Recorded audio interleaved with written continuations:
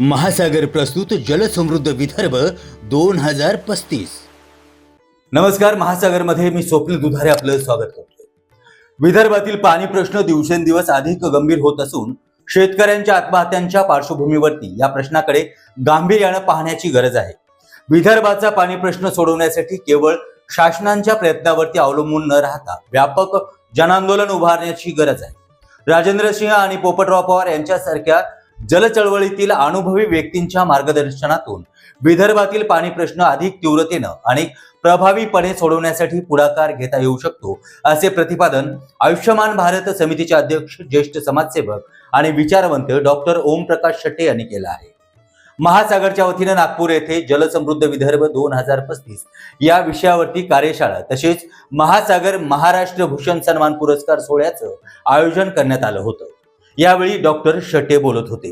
कार्यक्रमाला ज्येष्ठ समाजसेवक तसेच जल चळवळीतील अग्रणी आणि मॅक्सेसे पुरस्कार प्राप्त डॉक्टर राजेंद्र सिंह, हिवरे बाजारला जलव्यवस्थापनाच्या माध्यमातून समृद्ध करून महाराष्ट्रासमोर आदर्श निर्माण करणारे पोपटराव पवार, महासागर मीडिया समूहाचे संस्थापक संचालक श्रीकृष्ण चांडक, सामाजिक कार्यकर्ते वैभव वानखेडे आणि ज्योतिषाचार्य जयंत पारदी यांची प्रमुख उपस्थिती होती।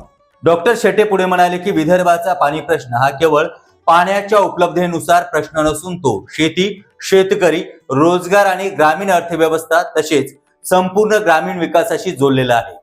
विदर्भात पावसाचं मोठ्या प्रमाणावरती पाणी उपलब्ध होत असतानाही त्याचं योग्य नियोजन, साठवण आणि व्यवस्थापन होत नसल्यामुळे अनेक भागांमध्ये पाणी टंचाई निर्माण होते। पाण्याचे योग्य नियोजन, जलसंधारण, पाणी अडवळ, पाणी जिरवा आणि उपलब्ध जलस्रोताचे संवर्धन आणि पाण्याचा काटेकोर वापर या माध्यमातून विदर्भाच्या परिस्थितीत मोठा बदल घडून आणू शकतोय।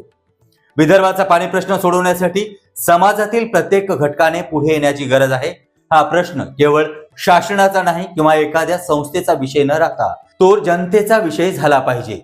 गावागावामध्ये पाण्याबाबत जनजागृती, जलसंधारणाची कामे आणि लोकसहभाग वाढवण्याची आवश्यकता असल्याचंही त्यांनी सांगितलं। त्यासाठी विदर्भात मोठ्या प्रमाणावरती जन आंदोलन उभं करण्याची गरज आहे, असेही डॉक्टर शेट्टे यांनी स्पष्ट केलं।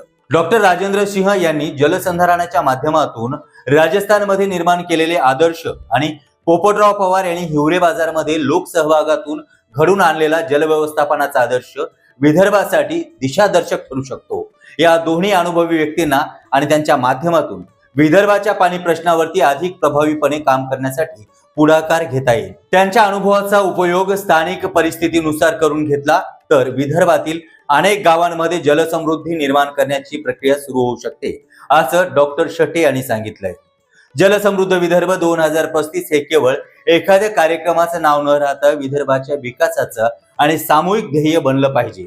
गाव पातळीपासून विभागीय पातळीपर्यंत संवाद घडून आणले पाहिजे। त्याबरोबरच पाणी प्रश्नावरती काम करणाऱ्या तज्ञांना आणि सामाजिक कार्यकर्त्यांना एकत्र आणणं, स्थानिक पाणी प्रश्न समजावून घेणं आणि त्यावरती स्थानिक पातळीवरती उपाययोजना निश्चित करणं आवश्यक आहे। जनतेचा सक्रिय सहभाग मिळाल्याशिवाय हा प्रश्न कायमस्वरूपी सोडवता येणं शक्य नाही।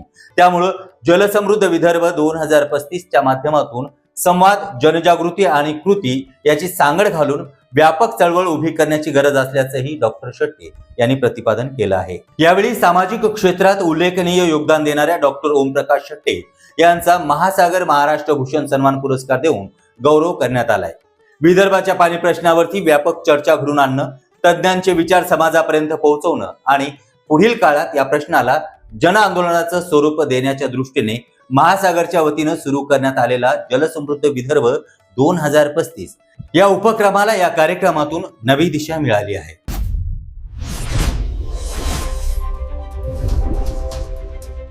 महासागर न्यूज।